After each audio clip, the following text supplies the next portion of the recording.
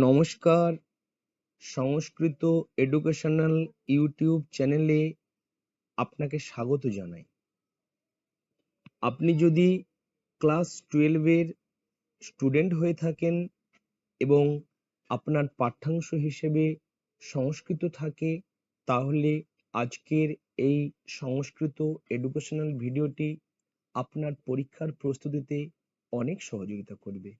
আজকে আমি আপনার সামনে আলোচনা করতে চলেছি শ্রীমদ্ ভাগবত গীতার ৩য় অধ্যায় কর্মযোগ।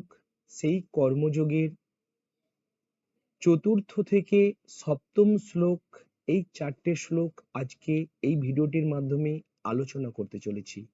এর পূর্বে প্রথম ৩টি শ্লোক আলোচনা করা হয়েছে এবং সেখানে আলোচনা করার সঙ্গে সঙ্গে সেই ভিডিওটির নিচে ডেসক্রিপশন বক্সে কিছু ইম্পর্টেন্ট নোটস পিডিএফ আকারে ডেসক্রিপশন বক্সে দিয়ে দেওয়া হয়েছে।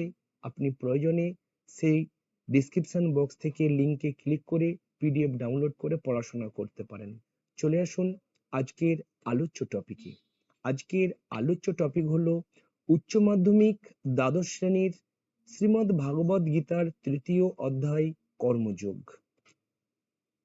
এর পূর্ববর্তী যে ভিডিওটি আপলোড করা হয়েছে সেখানে প্রথম ৩টে শ্লোক শ্রীমদ্ ভাগবত গীতার কর্মযোগের ৩য় অধ্যায়ের আলোচনা করা হয়েছে এবং সেখানে ডেসক্রিপশন বক্সে গুরুত্বপূর্ণ পরীক্ষামুখী ইম্পর্টেন্ট কিছু পিডিএফ আকারে নোট আপলোড করা হয়েছে।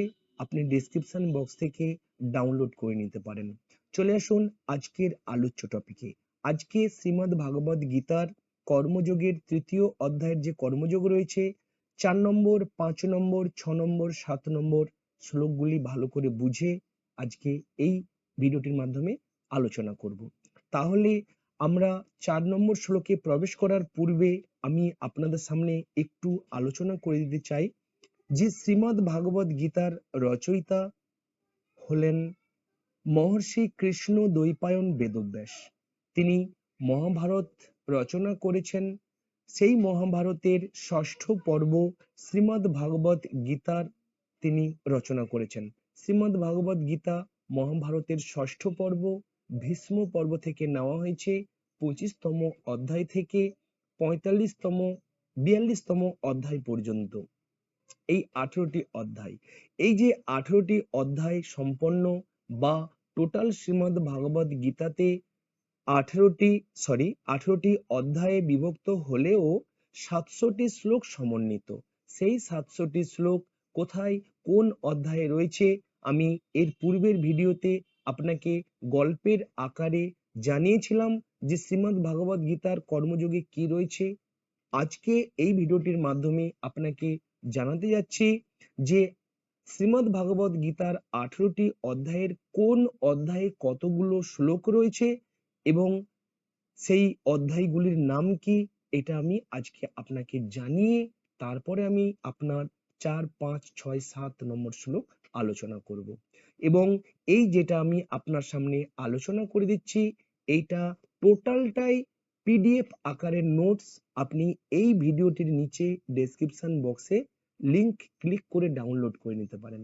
পিডিএফ আকারের নোটস এই ভিডিওটির নিচে ডেসক্রিপশন বক্সে দিয়ে দেওয়া হবে। আপনি প্রয়োজনে সেখানে ডাউনলোড করে নিতে পারেন পিডিএফটা। চলে আসুন তাহলে আমরা জেনে নিই যে শ্রীমদ্ ভাগবত গীতা ৭০০টি অধ্যায়ে বিভক্ত। সেই ৭০০টি শ্লোকে বিভক্ত ১৮টি অধ্যায়ে। প্রথম অধ্যায়ের নাম হলো অর্জুন বিষাদ যোগ, যার শ্লোক সংখ্যা হলো ৪৬টি। দ্বিতীয় অধ্যায়ের নাম হলো সাংখ্যযোগ, যার শ্লোক সংখ্যা হলো ৭২টি। তৃতীয় অধ্যায়ের নাম হলো কর্মযোগ, যেখানে শ্লোক সংখ্যা ৪৩টি।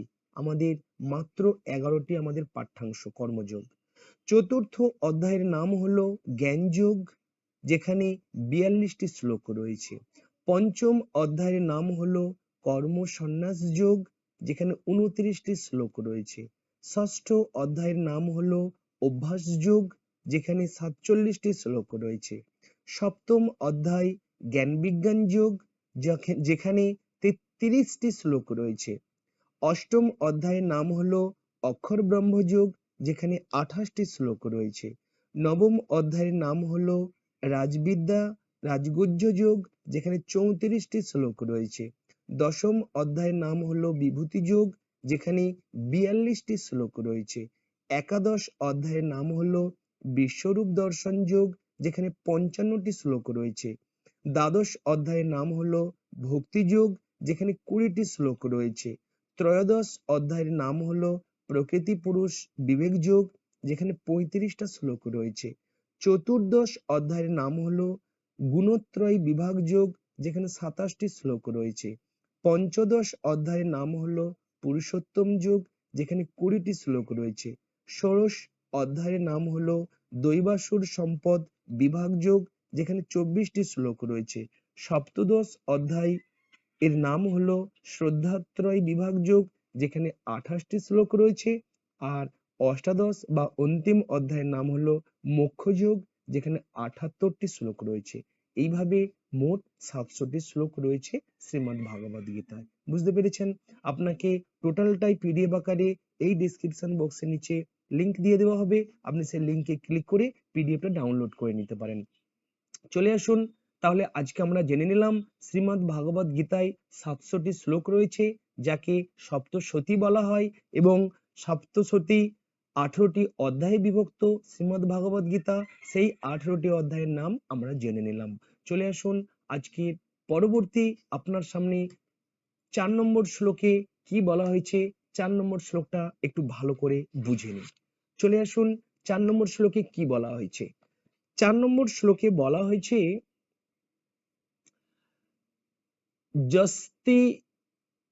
যস্তিন্দ্রিয়াণি মনসা নিয়ম্যা রভতে অর্জুনঃ কর্মেন্দ্রিয়ৈ কর্মযোগমসক্তঃ স বিশিষ্যতে। অ্যাকচুয়ালি এই যে 4 নম্বর শ্লোকটা, এই 4 নম্বর শ্লোকটা আপনি বাংলাতেও দেখতে পারেন, বাংলা লিপিতে এখানে পাঠ করে দেওয়া আছে, ওইটাই বাংলাতে দেওয়া আছে। অ্যাকচুয়ালি এটা গীতার মূল শ্লোক, কিন্তু তৃতীয় অঙ্কের বা তৃতীয় অধ্যায়ের 7 নম্বর শ্লোক, কিন্তু আপনার পাঠ্যাংশ 4 নম্বর শ্লোক। বুঝতে পেরেছেন?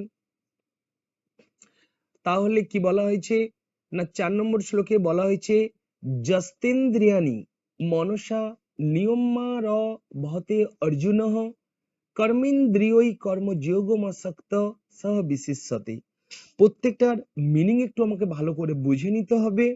এখানে অর্জুনকে বলছে, হে অর্জুন, কৃষ্ণ স্বয়ং শ্রীকৃষ্ণ সম্বোধন করে বলছে, যিনি, য মিন্স যিনি, ইন্দ্রিয়ানি, ইন্দ্রিয়ানি বলতে ইন্দ্রিয়ের কথা বলা হচ্ছে। এই যে বলা হয়েছে ইন্দ্রিয়ানি, ইন্দ্রিয়গুলিকে, মনসা, এ তো বলছেন মনসা অর্থাৎ মনের দ্বারা, নিয়ম্মা, এ তো হচ্ছে নিয়ম্মা অর্থাৎ সংযত, নিয়ম ভাবে বা নিয়মিত ভাবে বা সংযত করে, অশক্ত, এ দেখুন বিচ্ছেদ করলে আসবে, বুঝতে পারবেন। অশক্ত, অশক্ত কথাটার অর্থ হচ্ছে নিরাসক্ত ভাবে, সন হয়ে কর্মেন্দ্রিয়ই, এই দেখুন কর্মেন্দ্রিয়ই অর্থাৎ কর্মেন্দ্রিয়গুলির দ্বারা, কর্মযোগম, এই দেখুন কর্মযোগম অর্থাৎ কর্মযোগ এর কথা বলা হচ্ছে, অশক্ত এই যে ব্যাপারটা ছিল এখানে, আরভতে অর্থাৎ অনুষ্ঠান করেন, আরভতে অর্থাৎ অনুষ্ঠান করেন, দেখতে পেয়েছেন, আরভতে অনুষ্ঠান করেন, স সেই মানুষ, স মিন্স তিনি, সেই মানুষ কি, বিশিষ্যতে অর্থাৎ তিনি শ্রেষ্ঠ। তাহলে প্রত্যেকটার মিনিং বোঝা গেল। এবারে চলে আসুন এখানে কি বলা হয়েছে, অর্থটা একটু ভালো করে বুঝে নিন। অর্থাৎ এই যে আমাদের পাঠ্যাংশ 4 নম্বর শ্লোকে যেটা বলা হয়েছে যে, হে অর্জুন, যিনি ইন্দ্রিয়গুলিকে মনের দ্বারা সংযত করে নিরাসক্ত হয়ে কর্মেন্দ্রিয়গুলির দ্বারা কর্মযোগ অনুষ্ঠান করেন, তিনিই কিন্তু শ্রেষ্ঠ মানুষ। কি বলা হয়েছে, যে মানুষ, অর্জুনকে বিস্ময় প্রকাশ বা বিস্ময় প্রকাশ জ্ঞাপন করে শ্রীকৃষ্ণ বলছেন, যিনি কিন্তু ইন্দ্রিয়গুলিকে মনের দ্বারা সংযত করে নিরাসক্ত হয়ে কর্মেন্দ্রিয়গুলির দ্বারা কর্মযোগ অনুষ্ঠান করেন তিনি শ্রেষ্ঠ মানুষ। তাহলে কি বলা হয়েছে আমরা বুঝতে পারছি। এবারে চলে আসুন, এই শ্লোকটা প্রত্যেকটার অন্যই ভেঙে আপনি অর্থটা জানতে পারলেন, এর অনুবাদরা বা অর্থটা আপনি বুঝতে পারলেন। এবারে চলে আসুন যে উচ্চ মাধ্যমিক দ্বাদশ শ্রেণীর শ্রীমদ্ ভাগবত গীতার কর্মযোগ থেকে এই 4 নম্বর শ্লোক থেকে কি প্রশ্ন আপনার ফাইনালে আসতে পারে একটু জেনে নেন।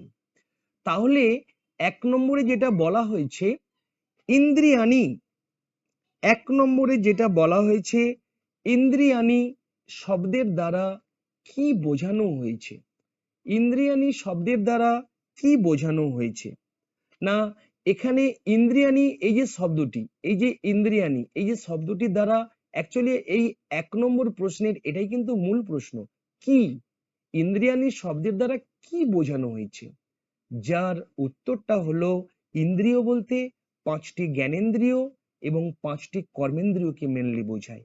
এবং বুঝতে পেরেছেন, তাহলে ইন্দ্রিয় বলতে 5টি জ্ঞানেন্দ্রিয় 5টি কর্মেন্দ্রিয়কে বোঝানো হয়েছে। তাহলে বোঝা গেল প্রথম প্রশ্নটা। দ্বিতীয় প্রশ্নটা আপনার সামনে হতে পারে এই শ্লোক থেকে, গীতায় কার দ্বারা জ্ঞানেন্দ্রিয়কে সংযত রাখতে বলেছে।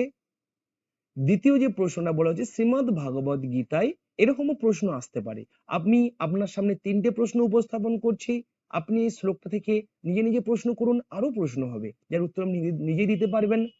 দ্বিতীয় প্রশ্নে বলা হয়েছে গীতায় কার দ্বারা জ্ঞানেন্দ্রিয়কে সংযত রাখতে বলেছেন, যার উত্তর হচ্ছে যে গীতায় কার দ্বারা, এখানে প্রশ্নটা হচ্ছে কার, যার উত্তরটা হবে মনের দ্বারা।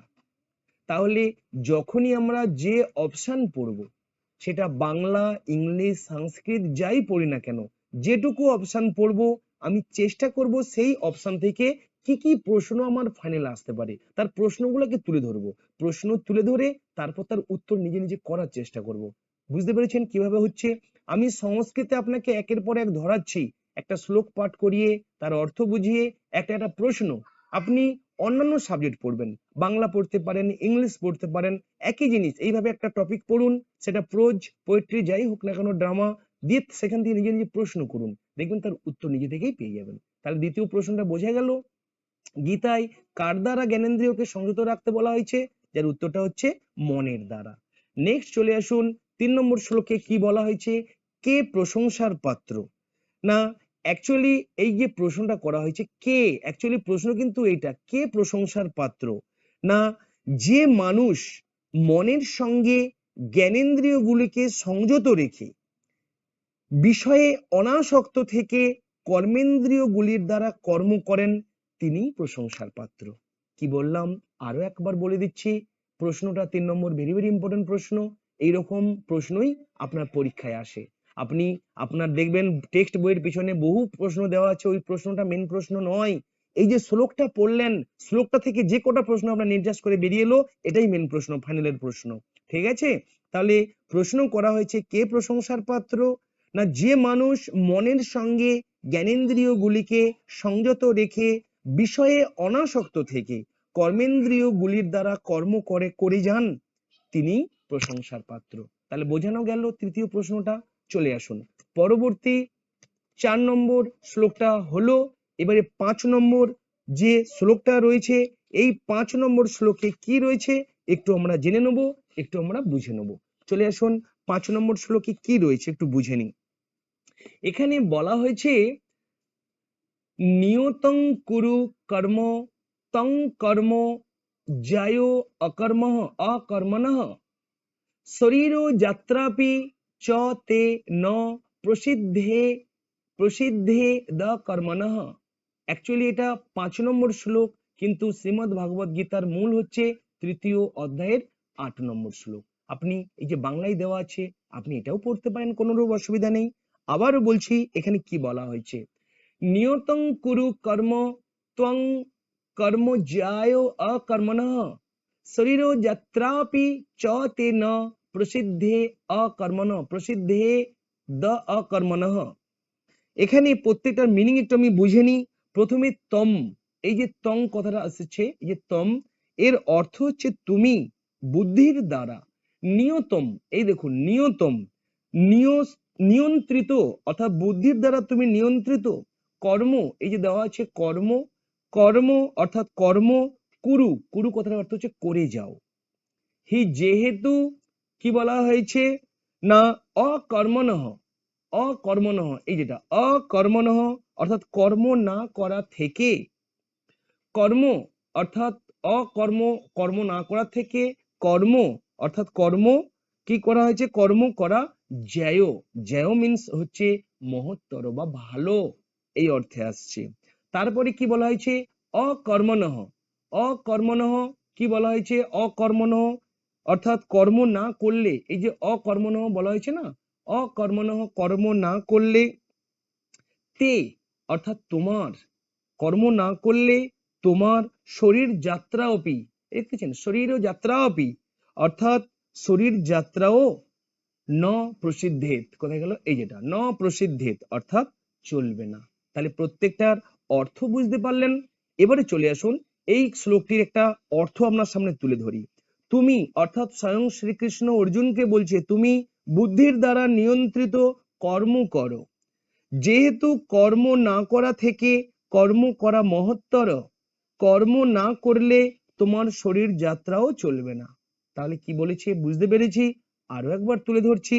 তুমি বুদ্ধির দ্বারা নিয়ন্ত্রিত হয়ে কর্ম করো, যেহেতু কর্ম না করা থেকে কর্ম করা মহত্তর, কর্ম না করলে তোমার শরীর যাত্রাও চলবে না। তাহলে 5 নম্বর শ্লোকে কি বলা হয়েছে আমি বুঝতে পেরেছি। এবারে চলে আসুন এই 5 নম্বর শ্লোক থেকে আমরা কি কি প্রশ্ন পেতে পারি, এই 5 নম্বর শ্লোক থেকে আমরা কি কি প্রশ্ন পেতে পারি একটু আমরা জেনে নেব। এই 5 নম্বর প্রশ্ন থেকে কি কি প্রশ্ন আসতে পারে চলে আসুন, যেটা আমি আপনাকে প্রথমেই বলছি যে 1 নম্বরে বলা হয়েছে অর্জুনকে কি ধরনের নিত্যকর্ম করতে বলা হয়েছে। অ্যাকচুয়ালি দারুণ প্রশ্ন, পরীক্ষামুখী প্রশ্ন, যে অর্জুনকে কি ধরনের নিত্যকর্ম করতে বলা হয়েছে, দারুণ প্রশ্ন, প্রশ্নের মধ্যে এটাই হচ্ছে মেন প্রশ্ন কি ধরনের। উত্তরটা হবে অর্জুনকে শাস্ত্রবিহিত নিত্যকর্ম করতে বলা হয়েছে। তাহলে উত্তরটা বোঝা গেল 1 নম্বর প্রশ্নের উত্তর কি ছিল। দ্বিতীয় প্রশ্নে চলে আসুন, দ্বিতীয় প্রশ্নে যেটা রয়েছে কোথায় গেল এই যেটা, দ্বিতীয় প্রশ্নে কর্ম না করার থেকে কি ভালো, কর্ম না করা থেকে কর্ম করা ভালো। তাহলে কি ভালো, এই যে প্রশ্নটা দেওয়া আছে কি, কি জায়গায় কি আসবে, কর্ম করা ভালো। তাহলে দ্বিতীয় প্রশ্নের উত্তর পাওয়া গেল। এবারে চলে আসুন তৃতীয় প্রশ্নটি কি রয়েছে আমরা দেখে নিই। তৃতীয় প্রশ্নে রয়েছে কর্ম না করলে কি হবে না, কর্ম না করলে কি হবে না, না শরীর যাত্রা রক্ষা হবে না। কর্ম না করলে কি হবে না, এই কি জায়গায় কি লিখবো, শরীর যাত্রা রক্ষা হবে না। তাহলে 5 নম্বর যে শ্লোকটি অধ্যয়ন করলাম বা বোঝালাম আপনাকে, সেই 5 নম্বর শ্লোক থেকে কিভাবে প্রশ্ন আসতে পারে আপনি বুঝতে পেরেছেন।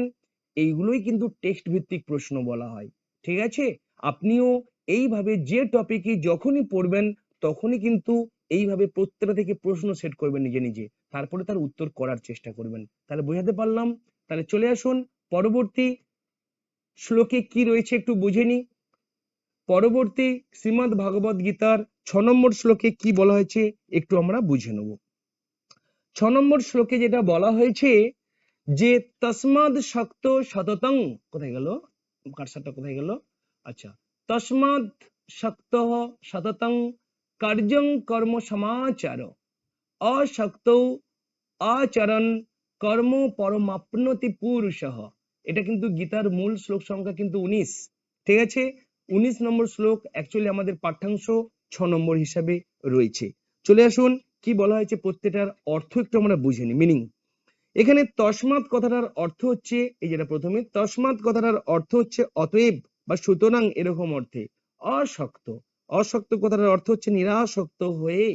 সততং, সততং কথাটার অর্থ হচ্ছে সব সময়। তারপরে কার্যম অর্থাৎ কার্যম কথাটার অর্থ হচ্ছে কর্তব্য কর্ম। সমাচার অর্থাৎ সমাচার মানে হচ্ছে করে যাও। হি যেহেতু পুরুষ অর্থাৎ মানুষ, এই যে পুরুষের কথা বলা হচ্ছে মানুষ কি বলেছে অশক্ত, অশক্ত, এই যেটা অশক্ত অর্থাৎ নিরাসক্ত ভাবে বা নিরাসক্ত হয়ে কর্ম কর্ম করে থাকেন। আচরণ অর্থাৎ কর্ম করলে, আচরণ কর্ম করলে পরম পরম শান্তি, এই যে পরম বলা হয়েছে না, অর্থাৎ পরম পদ, পরম আপনৌতি অর্থাৎ পরম পদ লাভ করে থাকেন। তাহলে প্রত্যেকটার মিনিং আপনাকে ধরে দিয়েছি বা ধরে দিলাম। এবারে চলে আসুন, এখানে কি বলা হয়েছে একটু অর্থটা বুঝে নিই। অতএব নিরাসক্ত হয়ে সবসময় কর্তব্য কর্ম করে যাও, যেহেতু মানুষ নিরাসক্ত হয়ে কর্ম করলে পরম পদ লাভ করে থাকেন। কি বলা হয়েছে 5 নম্বর নয় 6 নম্বর শ্লোকে? না 6 নম্বর শ্লোকে বলা হয়েছে অতএব হে অর্জুন তুমি নিরাসক্ত হয়ে সবসময় কর্তব্য কর্ম করে চলো, কারণ মানুষ নিরাসক্ত হয়ে কর্ম করলে পরম পদ লাভ করে থাকেন। তাহলে বোঝাতে পারলাম এখানে কি বলা হয়েছে।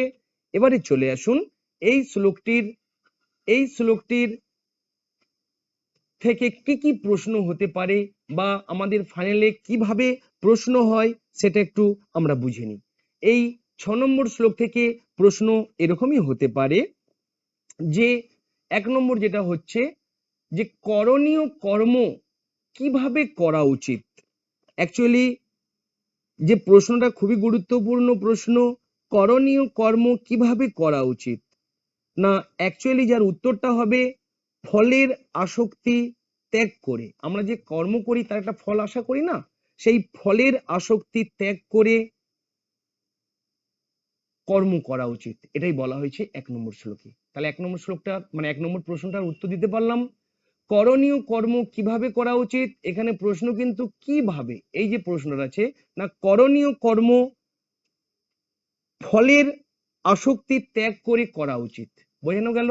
দ্বিতীয় প্রশ্ন এখান থেকে হতে পারে আপনার ফাইনালে যে পরমাত্মাকে কিভাবে লাভ করা যায়, পরমাত্মাকে কিভাবে লাভ করা যায়। না যার উত্তরটা হচ্ছে যে তুমি সেই জন্য ফলের আসক্তি ত্যাগ করে সর্বদা নিত্য ও নৈমিত্তিক কর্ম করতে থাকো, কারণ ফলের প্রতি আসক্তি ত্যাগ করে কার্য করলে সেই মানুষই মুক্তি লাভ করতে পারে, অর্থাৎ পরমাত্মাকে লাভ করতে পারে। কি বলা হয়েছে না তুমি সেই জন্য ফলের আসক্তি ত্যাগ করে সর্বদা নিত্য নৈমিত্তিক কর্ম করতে থাকো, কারণ মানুষ ফলের আসক্তি ত্যাগ করে কর্ম করলে সেই মানুষই মুক্তি লাভ করতে পারে বা পরমাত্মাকে লাভ করতে পারে। তাহলে বোঝানো গেল দ্বিতীয়ত। তৃতীয়ত কি বলছে, পরমাপ্নতি পদটির সন্ধি বিচ্ছেদ করো।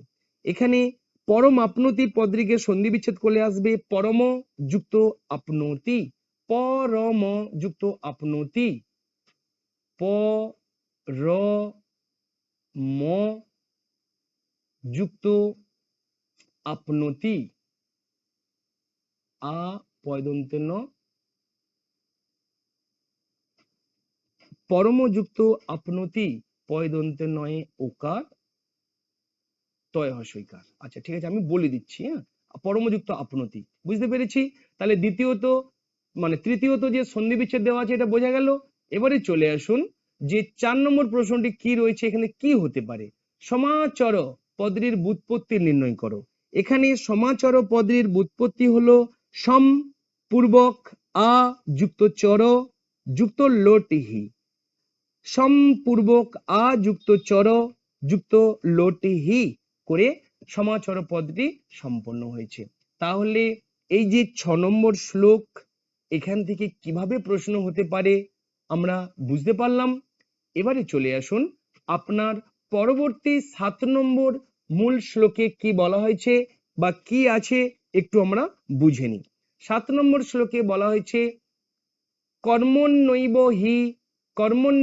হি সংসিদ্ধিমশ্রিতা জনকাদয়ঃ লোক সংগ্রহমেবাপি সংপশ্যন কর্তুমর্হসি। তাহলে প্রত্যেকটার অর্থ একটু আপনাকে তুলে ধরি। না এখানে হি মানে যেহেতু, এই অর্থে আসছে হি কথাটার অর্থ যেহেতু, জনকাদয়, জনকাদয় অর্থাৎ জনক প্রভৃতি রাজারা, জনক বলতে মিথিলার জনক রাজা, তার কথা বলা হচ্ছে, সীতা দেবীর পিতা জনক রাজা, কর্মণা এব কর্মনৈব অর্থাৎ কর্মের দ্বারাই সংসিদ্ধিম অর্থাৎ পূর্ণ সিদ্ধির অস্থিতা অর্থাৎ লাভ করেছিলেন। লোক সংগ্রহ অর্থাৎ এখানে কি লোক সংগ্রহ কথার অর্থ কি? লোক সংগ্রহ মেবাপি অর্থাৎ মানুষের বিপদগামী প্রবৃত্তিকে বাধা দেওয়ার দিকেও সংপশ্যন অর্থাৎ দৃষ্টি রেখে তোমার কর্তুম অর্হসি তোমার কর্ম করা উচিত। তাহলে প্রত্যেকটার অর্থ বোঝাতে পারলাম। এবারে চলে আসুন একটা অর্থ বাংলাতে আপনাকে একটু বুঝিয়ে দেওয়া যাক। যেহেতু জনক প্রভৃতি রাজারা কর্মের দ্বারাই পূর্ণ সিদ্ধি লাভ করেছিলেন, তাই মানুষের বিপদগামী প্রবৃত্তিকে বাধা দেওয়ার দিকেও দৃষ্টি রেখে তোমার কর্ম করা উচিত। কি বলা হয়েছে না, যেহেতু জনক প্রভৃতি রাজারা কর্মের দ্বারাই পূর্ণ সিদ্ধি লাভ করেছিলেন, তাই মানুষের বিপদগামী প্রবৃত্তিকে বাধা দেওয়ার দিকেও দৃষ্টি রেখে তোমার কর্ম করা উচিত। তাহলে অর্থটা বোঝানো গেল যে কি বলা হয়েছে। এবারে চলে এসো যে এই 7 নম্বর প্রশ্ন থেকে কিভাবে আমাদের ফাইনাল পরীক্ষায় প্রশ্ন আসতে পারে সেটা একটু আমরা বুঝে নিই। 7 নম্বর প্রশ্ন থেকে এরকমই প্রশ্ন আসতে পারে যে প্রথম প্রশ্নটা একটু ধরে দিচ্ছি, দেখে নাও। 1 নম্বরে বলা হয়েছে কারা কর্মের দ্বারা সিদ্ধি লাভ করেছিলেন। ভেরি ভেরি ইম্পর্টেন্ট প্রশ্ন, পরীক্ষামুখী পরীক্ষায় আসে। এখানে প্রশ্নটা কিন্তু কারা, তাহলে অ্যাকচুয়ালি উত্তরটা হবে জনক রাজা, অশ্বপতি রাজা প্রভৃতি রাজারা কর্মের দ্বারা সিদ্ধি লাভ করেছিলেন। তাহলে 1 নম্বর প্রশ্নটির উত্তর আপনাকে বোঝাতে পারলাম। এই 7 নম্বর শ্লোক থেকে 1 নম্বর প্রশ্নের উত্তরটি বোঝানো গেল। চলে আসুন 7 নম্বর শ্লোক থেকে দ্বিতীয় প্রশ্ন কি হতে পারে আপনার পরীক্ষায় একটু জেনে নেওয়া যাক। জনক রাজা ও ক্ষত্রিয়গণ কিভাবে সিদ্ধি লাভ করেছিলেন, যার উত্তরটি হবে, এই যে প্রশ্নটি আছে কিভাবে, যার উত্তরটি হবে কর্মের দ্বারা। কর্মের দ্বারা হয়েছে, বোঝানো গেল। তৃতীয় প্রশ্ন কি আছে, লোক সংগ্রহ বলতে কি বোঝায়? এখানে লোক সংগ্রহ বলতে লোকের কল্যাণ করাকেই বোঝানো হয়েছে। লোক সংগ্রহ কথাটার অর্থ হচ্ছে লোকের উপকার, লোকের কল্যাণ, এগুলো করাকে বলা হয় লোক সংগ্রহ। বোঝানো গেল। চলে আসুন 4 নম্বর প্রশ্নটি কি রয়েছে, সংপশ্যন পদটির ব্যুৎপত্তি নির্ণয় করতে বলা হয়েছে। এখানে সংপশ্যন পদটির ব্যুৎপত্তি হলো সম দন্তেশ ময় হসন্ত সম পূর্বক দৃশ দয়েরি তালবস্যয় হসন্ত সম্পূর্বক দৃশ যুক্ত সত্রি তালবস্য তৈরি সম্পূর্বক দৃশ যুক্ত সত্রি পুংলিঙ্গে প্রথমার এক বচন। এটা একটু কলম চালিয়ে নেবেন। পুংলিঙ্গে প্রথমার এক বচন, এক বচনে রূপটা হয়েছে সংপর্ষণ। তাহলে সংপর্ষণ ব্যুৎপত্তিটা কি, সম্পূর্বক দৃশ, কোথায় গেল কারসারটা, সম্পূর্বক দৃশ যুক্ত সত্রি প্রত্যয় করে পুংলিঙ্গে প্রথমার এক বচনে সংপর্ষণ রূপটা সম্পন্ন হয়েছে। এই ছিল আজকের ভিডিও। যদি এই সংস্কৃত এডুকেশনাল ভিডিওটি আপনার ভালো লেগে থাকে তাহলে ভিডিওটিকে অবশ্যই লাইক করুন এবং ভিডিওটি সম্পর্কে আপনার মতামত অবশ্যই আমাকে কমেন্ট বক্সে লিখে জানান।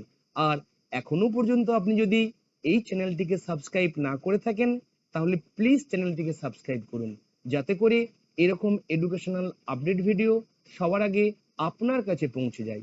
এছাড়াও যেটা আপনাকে বলতে চাই যে এই যে সমস্ত ভিডিও আপলোড করা হচ্ছে প্রত্যেকটা ভিডিওর নিচে ডেসক্রিপশন বক্স রয়েছে, এর পূর্বের ভিডিও তার লিংক, এবং ওই ডেসক্রিপশন বক্সে আপনি পিডিএফ ডাউনলোড করার জন্য একটা লিংক দেওয়া আছে।